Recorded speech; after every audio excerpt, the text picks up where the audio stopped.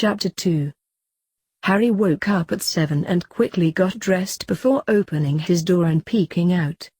The corridor didn't look much different from last night, still grimy, still dingy, and still very dark. To his comfort and surprise, door number 12 opened and his professor stepped out, glancing at his own door. He smiled nervously and exited, pocketing the key to his room. "Good morning, sir," he said politely, approaching the man, earning a stiff-necked nod. "It is good that you are prompt and an early riser, Mr. Potter," the man said coolly, and Harry merely smiled, not bothered by how distant the man seemed. He understood teachers had to keep their authority and Harry wasn't one to challenge it. He figured if you wanted to keep 20-odd students in line, one had to have authority. "Now I believe it's time for breakfast. Hagrid will meet us, I believe, once he is awake." "Of course, sir," Harry said, following the man down the stairs. "Morning, sirs," the bartender from last night said happily, and Harry wondered when the man slept. "Good morning," Harry said, shrugging off the question mentally. "Good morning, Tom. I believe we need 3 full Englishes, 2 for Mr. Potter, and 1 for me. Plus a pot of tea and a pot of coffee if you can," Harry's professor said, sitting down. The bartender blinked, then turned to stare at Harry. "Blimey, you're Harry Potter?" the man said, bending over the counter to eye him closely. Yes, I'm Harry," Harry said quietly, seating himself across from his teacher, leaving plenty of room for Hagrid for when he joined them. The man suddenly ran over and offered a hand. Harry studied it before shaking it gingerly. After a few minutes the man finally let go and headed back to his bar. "Harry Potter," the man called over his shoulder. "I'll be right back with your breakfasts." "It'll be an honor, Mr. Potter. It's just an honor serving you, having you stay here." "Blimey, I'll have to mark your room as the actual room Harry Potter slept in." "Bloody hell." Harry stared after the man for a minute before looking at his professor questioningly. "I believe I mentioned your fame last night, Mr. Potter," he said simply. Severus hid a smile at the look of horror and distaste crossed the boy's features. It was strange to see such a youthful, boyishly soft face on someone who was even taller than him. Of course the horrible glasses didn't help. It made him look disarmingly safe. A mental note to have Madame Pomfrey check out the boy's eyes as well as his nutrition when he arrived at Hogwarts was filed away. If the boy needed glasses that badly, they'd get him a pair that wasn't held together by bits of tape and actually looked half decent. That was a mite peculiar, though. Still, will there be more like that? Harry asked, avoiding touching the table with his hands. It looked as though it had dried. Multiple dried somethings on it. In fact, he rather hoped he wouldn't have to eat here again.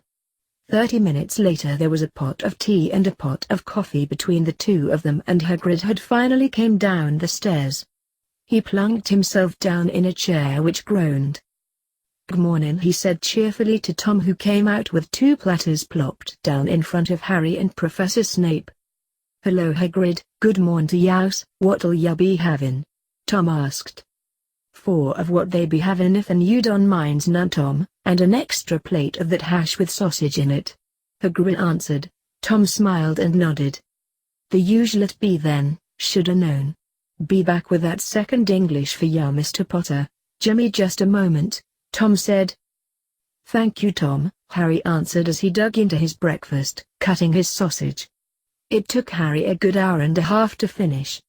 Professor Snape simply read a paper while waiting for them to finish, since Hagrid had ordered another plate and some pancakes after finishing his 4th plate, and Harry wasn't used to such a large, but necessary, amount of food and ate slowly, savoring it. Severus glanced over his paper just as Harry put down his fork and finished his tea. "Done?" Harry nodded. "Good. What of you, Hagrid? Are you finished and fine with leaving now?" the man queried. "I'm done, Professor. I'm ready and willing right this moment," Hagrid said after wiping his mouth. "Good," the shorter man said with a satisfied nod as he placed a few strange coins down on the table before rising. "Then, Mr. Potter," Snape said, "I believe it's time we got your supplies." "You have your let right, Rust?" Harry nodded. Good. The other two rose momentarily afterward. He beckoned to them and they followed him to the back of the pub. The darkly robed man stopped before an arched-filled brick wall, pulling out his long stick. Wand, Harry thought. He taped a certain brick in a precise manner 3 times. The red bricks neatly receded, folding in on themselves, widening and opening a space we could easily step through. Wide-eyed he stared at sudden glistening shop street filled with the morning bustle of strangely dressed people in bright robes and peculiar hats. Hagrid chuckled at the young boy's astonishment and even Professor Snape gave an amused smirk. "Welcome, Mr. Potter," the professor said softly, "to Diagon Alley." Harry smiled at them both. Hagrid went first, parting the crowd with his bulk. Harry glanced around at the different shops. "Where are we going first, sirs?" Harry asked politely, curiously. "To the bank, Gringotts. You need money, Mr. Potter, to buy all the items you require. So we'll head to your vault while Hagrid takes care of some Hogwarts business. I will be helping you with the general supplies today, and Hagrid will help you sort out the more difficult items, like your wardrobe," Snape answered in a tidy fashion. "Oh, okay," Harry answered. He paused to mull things over. "Sir?" "Yes, Mr. Potter?" the man replied. "Is there anything specific I should know about the bank, its managers or Hogwarts itself? I'm sure there's books but—" Yes, books are an excellent source of information. However, they can be out of date, biased or leave questions that haven't been answered to their full potential in a personal opinion. For the bank and its managers, well, it is run by a race called goblins, and I warn you, do not ever try to swindle them. They are masters at handling wealth and were originally a warring race. However, due to a series of treaties with the wizards, they are no longer at odds with us, mostly. The bank itself is considered impenetrable, and no one has been able to stage a theft from it in the course of its history." "That's pretty impressive," Harry said, thinking it over. It sounded a lot safer than the ones back in the more mundane world he was calling it. "Indeed." Now moving on to Hogwarts, the man continued, "Hogwarts is a school founded in 856 CE by 4 of the most powerful and influential wizards and witches of their time, Helga Hufflepuff, Rowena Ravenclaw, Salazar Slytherin, and Godric Gryffindor. The school is thus divided into 4 houses named after each founder and is considered the epitome of that founder's set of values: loyalty, wisdom, bravery and cunning. During your first day there you will be sorted into the one you would serve best in and then spend the next 7 years of your education there." He finished. "Oh, okay," Harry said, "I guess I'll worry about that when it happens. There's no wrong place to end up in, since it's all dependent on your personality and traits, so making friends and acquaintances must go well." "Indeed," the man said once more as a towering white marble building appeared. On a plaque outside of it stated in plain unforgiving terms the following in gold: "Enter, stranger, but take heed of what awaits the sin of greed. For those who take, but do not earn, must pay most dearly in their turn. So if you seek beneath our floors a treasure that was never yours, thief, you have been warned, beware of finding more than treasure there." They strode in and stopped in front of a podium with a short wrinkled figure standing rigidly on a stool behind it. It was tall, however the obviously male's head topped off at his collarbone. "Good day to you, sir," Hagrid said cheerfully. "Mr. Hagrid, Professor Snape, how can we at Gringotts assist you this fine day?" the goblin said in a rather smarmy manner. "The boy and I are here to retrieve the necessary funds to pay for his first year of school supplies. His vault was, I believe, number 687 to be exact." "Mr. Potter's vault," Professor Snape said shortly, placing a golden key on the counter. "Hagrid has some work for the school concerning a package." Yes," Professor Dumbledore said. "Vault number 713. Hagrid said quickly, showing him another key. "I was to be emptying it for him." The goblin checked the keys over the nodded before handing them back. Then I will get you 2 separate carts, the goblin snapped. Gryphuk, Cribclaw. 2 rather squat goblins waddled out of nowhere and stood there at attention. Gryphuk, take Mr. Hagrid to vault number 713, Cribclaw, you will be responsible for taking these wizards to 687. Good day to you, Mr. Potter, Mr. Hagrid, Professor Snape. The goblin's attention was already away towards the next person coming up behind them. Come, one of them barked. He was a rather foul-tempered-looking one, much older than the other, who eyed them in mild interest. You're with me, Mr. Hagrid. Hagrid trotted after the scurrying, growling goblin. The younger one silently and semi-cordially led Harry and Professor Snape after them. They approached a cart and the professor pressed something into Harry's hand. Take that before you get on, he ordered. Glancing at the slender tiny vial, Harry frowned in question. It's an anti-nausea potion. It'll prevent you from regurgitating your breakfast. These carts are exceedingly fast, and not the smoothest of rides. With your heritage and height, it will be unpleasant to say the least for you. Harry nodded, uncorked and knocked it back without allowing it to touch his tongue. Medicine, on the rare occasions he had it, always tasted nasty, so it was best to get it out of the way. Blinking owlishly, he felt his body tingle a bit, then nodded and sat down in the back of the cart. His professor followed a moment after, taking a seat in the front next to the goblin. Keep your hands inside and you'll keep them, the goblin said shortly before shoving down a lever. The ride was horrible the second it started. Harry felt as though someone cut his stomach out of his body and decided to make it into a kite and fly it during a hurricane. Immediately grateful for the potion, Harry clenched his eyes shut. There was a sudden jerk and he clenched his hand on the bar in front of him. Vault 687, the goblin Cribclaw barked. Your key. The professor handed it over while Harry shakily got out of the cart. He bent over for a bit, letting his body resettle, and straightened just in time to watch the goblin unlock the door and for it to swing open. Oh my, he said faintly. In the room there were stacks upon stacks of gold, silver and bronze coins. Gulping, he asked the professor, "This is all mine?" A look of amusement flashed through the man's obsidian eyes. No, Mr. Potter, this is a small fraction of what is all yours. This, he waved a hand, is your trust fund for the next 7 years. Your parents, well, to be specific, your father came from a long line of wizards and actually held a lordship. Do not worry about the other vaults and that for now, though, it'll apply when you turn 17.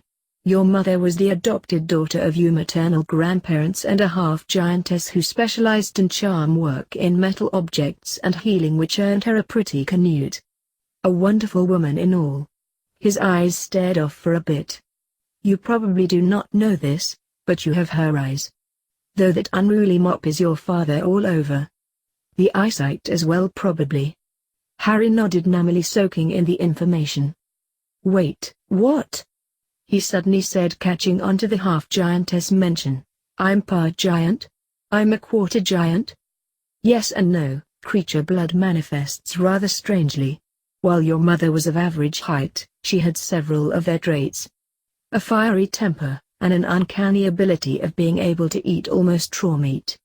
She had a particular liking of rabbit and deer. She was always sucking blood pops as well. Seeing the confused look, a type of lollipop, the flavor of blood, quite popular with vampires and those of certain creature descents. Anyway, it is my belief you inherited the more physical side of their nature. I'm sure after a few years you'll be much taller and much more heavily muscled. Oh, Harry said rather dumbly. I guess it's a good thing I didn't get my parents' tempers. It wouldn't be good to be this big and have a short temper. That might hurt someone. Quite perceptive, Mr. Potter. Now I suggest you fill this bag with a few stacks of galleons. The teacher said, handing over a small velvet pouch. Galleons, sir? Harry asked, confused. Ah yes, I forgot you are not familiar with the monetary system. Galleons are the gold coins, sickles the silver, and the bronze is a coin called the canute. the teacher informed him. "Are you sure I'll be able to fit enough in this bag, sir? It looks awfully small," Harry queried. "Do not worry, Mr. Potter, that bag has 3 charms on it. One is to prevent its theft or its contents theft. Once you fill it, no one but you will be able to remove anything from it. The second charm is called an expansion charm, which allows it to hold much more than it appears to. The final is called a featherweight charm, which makes it light as a feather no matter how heavy it is supposed to be. Now fill it. We have to get a number of things and do not want to leave Hagrid waiting," kicking up his heels upstairs. "It isn't polite," the professor stated. Harry nodded before moving in, crouching carefully and filling the bag with 2 of the shorter stacks of about 100 sickles each before adding another 3 large stacks of galleons containing about 200 in each, then 4 stacks of 50 nuts. The professor looked rather bemused. It was a rather strange amount of coin. In fact, it was probably enough to pay for half his tuition. "And why do you need so much, Mr. Potter?" he asked when the boy returned to the cart, eyeing it warily and unhappily. "Because, sir, I figured I'd buy some other necessities, like a wardrobe in the mundane world after switching some of this over to pounds and maybe a few extra books and such. I also would like to have some of the money for a rain day fund at school. I'm sure if I need something it would do to have money on hand. It doesn't do me any good to have it all hidden away here when I need it. Plus I don't know how much I'll need. I'm larger than an average wizard after all. Who's to say it won't cost more for whatever I need?" Harry answered honestly before they sped off, his eyes already clenched shut. They stopped suddenly at the top. "That is a sensible thing, Mr. Potter. If you head over to that teller, he'll get what you require done. I suggest you do so quickly while we wait on Hagrid," the professor said once they got out and caught their breath. Harry nodded in thanks and understanding before bustling over to the counter. Severus watched the unbelievably tall boy. Already towering over him, the boy was unfailingly polite and had a quick mind. He moved carefully, but gracefully, and had his mother's eyes. He also looked only slightly like his father. James Potter and his wife had both been a slightly above average height, both topping out at around 5'10" and 5'8" respectively. Hagrid clumped up and he glanced at the half-giant. "He's a good lad, isn't he, Professor?" Hagrid said as the boy set down a series of gold coins. They both chuckled when they saw his jerk of surprise when handed a series of thick stacks of pounds. He glanced at it, shoved most of them in a pouch, opened one stack, folded a respectable amount and stuffed it in his pocket before placing the rest in the bag. He wandered over after thanking the man and said cheerfully, "I finished. Are we good to go?" "Of course," Professor Snape said. "Yep, so where to first, Professor?" Hagrid said, giving the boy a clap on the shoulder. "I believe getting Mr. Potter's wand would be a good choice," the man said, checking his watch. "Then we'll get his books and other items. We still have to get his robes, and that shop doesn't open till 11 and it's only 10:14 as of right now." Of course. Getting your wand is the best part of the trip," Hagrid said warmly. To Ollivanders. "Course I'll, be a-waitin' for yours outsides, mayhap go or to the owl store or familiar shop. See if infants have anything of interest." "Animals are nice," Harry said simply, following the pair. Hagrid once more cut a wide path and soon they were standing outside a wood-paneled building. The store was brightly lit and after a cheery "I'll be back when youse be ready to get them robes," from Hagrid the leftovers entered. "Good morning," came a friendly voice. Professor Snape, your wand is still working for you?" "Of course, Ollivander, I would expect nothing less from the wand that chose me," the man said with a faint smile. The elderly figure came in and glanced at Harry. Young Harry Potter, I remember your parents. Your mother was a lovely woman and your father a right trickster. Sold them both their wands, though I only made your father's mahogany and good for transfiguration while your mother's excelled in charms. Let's see what yours will be, shall we?" Ollivander said softly. A tape measure came whizzing out of nowhere, zipping to and fro around the large boy measuring everything. The elderly wand-maker made a humming sound before retreating back into his rows of wands. He pulled a number of long boxes out of the back and came forward once more. "Here, try this. Cawthorn, 14 inches, with hair from a perfectly lovely abrixen." Harry gripped it. "Well, give it a wave." Harry did. Nothing. "No then. How about?" This continued on for the next 20-odd wands. The man huffed. "I'm sorry, sir," Harry apologized after handing over a holly and phoenix wand that had been shorter than the others he'd tried yet, about 10 inches. The man had been certain to work. "No worries, lad. It means I'll have to get rather exotic now." "Don't fret. Leave it to Ollivander," the man said distractedly, wandering back into the rows again. Finally he returned with a white box, which Harry blinked at in surprise. All of the other boxes had been black or a very dark brown. "Sir?" Harry asked uncertainly as the wand-maker approached. "This, Mr. Potter, is one of my newest and best experimental ones. I used a less traditional wood, and 2 cores, not 1. It is plum wood with a circular inlay of ebony just above where the hand should grip. It's 16 inches exactly and thicker than I usually make, with a core of hippogriff feather that's been soaked in phoenix tears undiluted. Try it." He pulled the slim wand out and offered it. Harry wrapped his hand around the slightly knotted wood end that tapered out into a slender delicate point. He felt an instant attachment, and giving it an almost ecstatic swirl he lifted it, and a glow of bright light and sparks followed the motion. It lit up the store and Harry grinned widely. The wand-maker clapped his hands happily. "Good, good. I should have known. Plumwood specializes in enhancing skill, overcoming barriers, and evokes toughness and persistence.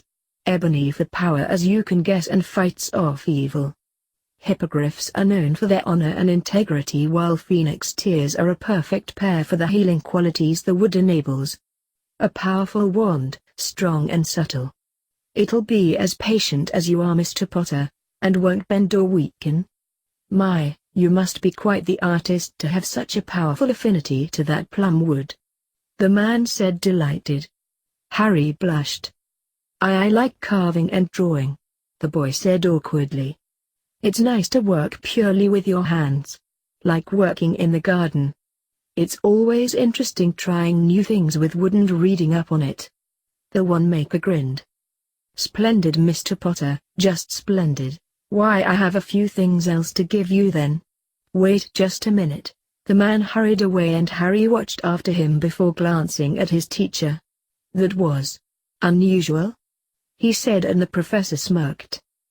"It would appear that your celebrity, Mr. Potter, is the least of you, not the definition of you," he said. "I wonder what else he has for me?" Harry pondered. "I've not an idea," the professor responded as the man returned. "Here." He plopped a thick tome in Harry's free hand. He hadn't let go of his new wand in the slightest. "This a tome of the different qualities and properties of wood and other materials." He plopped another book in his hands, "And this is a tome on the different cores and items used to make magical foci such as wands. It's a mixture of wand lore and history of several different magical items that are similar." He finally plopped a small bag on top of the books. "Finally, that bag contains some extra wood I had that was laying around in my workshop. Just odds and ends, so don't give me that look. The books and the wood are free for you, Mr. Potter. But I do request that you write to me. I expect great things from you and want to hear all about it. Plus it's not often I meet another who is so into crafts. It'd be nice to talk about the different varnishes one can use and stains." Harry's eyes lit up at that. "Have you tried dyeing with cherry juice before? It's surprisingly pleasant and if done correctly leaves a wonderful scent," Harry said happily. The professor covered his mouth and hid his humor. "Ah. No, but I'm sure it'll be interesting to try doing some infusions of wood. Why, Mr. Potter, I do believe you gave me my next idea for a wand. Hasn't happened in years. Now, Your wand is 12 galleons, 8 sickles and 3 nuts. Would you like anything else? Harry trailed off, glancing at his professor for help. He'll want a wand maintenance kit, Ollivander, and a wand holster. Wouldn't do for him to put that in his pocket and blow off part of his lower body now, would it? The man said, amused. Harry nodded in agreement. Ah yes, what would you like the holster in? Dragonhide or perhaps shrike? Dragonhide would be best, the professor responds. Ah then, I have a nice piece made from an Antipodeanoplei, give me a moment and I'll be back. He bustled off and Harry carefully set his wand back in its box, making sure to keep it far away from the discard pile. Severus watched as the boy opened the pouch slightly and a look of delight crossed his face as he studied the different woods that were in there, pulling a few out to check the grain and weight it seemed. Ollivander returned with a pearly white holster in his hand and a wooden case with leather handles in his other. Here you are, Mr. Potter, the man said, handing it over. Harry took it and then carefully shifted around to move his wand from its box to its new holder after attaching the holster to his arm. It's enchanted so no one may summon your wand but you, Mr. Potter, and to be seamless under your clothing. It'll also prevent any type of damage to the wand while in it and can be closed when it's off your body, so the wand cannot be removed from the holster with the exception, of course, of you. This hide was freely given, one of the few instances where a dragon allowed part of its shed hide to be handled, and I was lucky to be there to receive some. That'll teach people not to visit dragon reserves on vacation. With the holster, wand and maintenance kit your total goes up to 25 galleons, 10 sickles and 8 nuts, Mr. Potter. Thank you, Ollivander, and please call me Harry, Harry said, handing the money over. Severus shrunk anything and Harry placed it in his pocket. Goodbye, Ollivander, I'll write soon. Ollivander waved at them merrily as they left. Hagrid was standing outside the shop a few stores down holding what appeared to be a cage. Hello, Hagrid, the boy said in greeting, checking out the cage curiously. In it was a gorgeous white owl flecked with black spots. Hello again, Harry, Hagrid said, offering the bird to him. Harry blinked and looked up at the man. You want me to carry it for you? He asked, and the man laughed. No, this air is a present to you. Happy birthday, Harry, Hagrid said, and the professor covered his eyes due to exasperation with himself. Indeed. My apologies, Mr. Potter, I forgot. Happy birthday to you, Snape said. Harry nodded and took the owl's cage with a soft smile. Thank you so much. Does the owl have a name? He said, glancing up after brushing her head gently with a long slender finger. Nope, I'm sure you'll give her a beautiful one when the time comes, Harry, Hagrid said, giving the boy another pat. Okay, Harry said mildly, onto robes was it? Ah yes. Madame Malkins usually handles Hogwarts students, but since you're part giant and growing rather quickly, the professor said, Hagrid has arranged for you to go to a different shop. This way. They passed Malkins and the Quidditch shop crowded by students whimpering over brooms. They turned left down a less busy street before stopping at a shop named Simply Big and Strong. There was a faint bell sound and Hagrid fit in the store quite easily with plenty of room for the other two. A man close to Harry's height, maybe even a bit taller, came out of the back carrying black cloth, a pencil stuck behind one ear and tailor's chalk dotting his own clothing. Hello, he said warmly. Why, if it isn't my favorite Hogwarts people. I guess this young man is Mr. Potter? Fascinating. The boy who lived in my shop. Just fascinating. Come lad, I'll have to measure you. Into the mirrored room you. The man ushered him in, mentioning his name to be Jared with a J not a G. 2 hours later Harry left with 3 lightweight school robes, 3 winter school robes, a cloak of the summer and springtime and one for winter, a fur-lined pair of gloves and 2 sets of boots. All with growth charms that would expand for a year, anti-fire and stain, as well as warmth built into the colder weather clothes and cooling charms for the warmer weather. They went through the bookstore and the stationery store quickly, items added and suggested by the potion master or Hagrid. A few were even chosen by Harry, things that caught his eye. However, when they entered the apothecary, that's when the list was thrown out completely and Professor Snape was left behind for the potion master instead. Harry trailed after the man as he was handled bottle after box of items. All were neatly labeled and was curious as to what they would be used for and their properties. He was even more appreciative of the 2 books the professor had grabbed for him since they explained in minute detail the different prep methods and why they were done that way, and what each item was and when it was best used, gathered, and how to properly handle it. "Here, Mr. Potter," the man said, handing Harry another bottle. "We'll get that kit made yet," he muttered. "It is better to choose your own ingredients.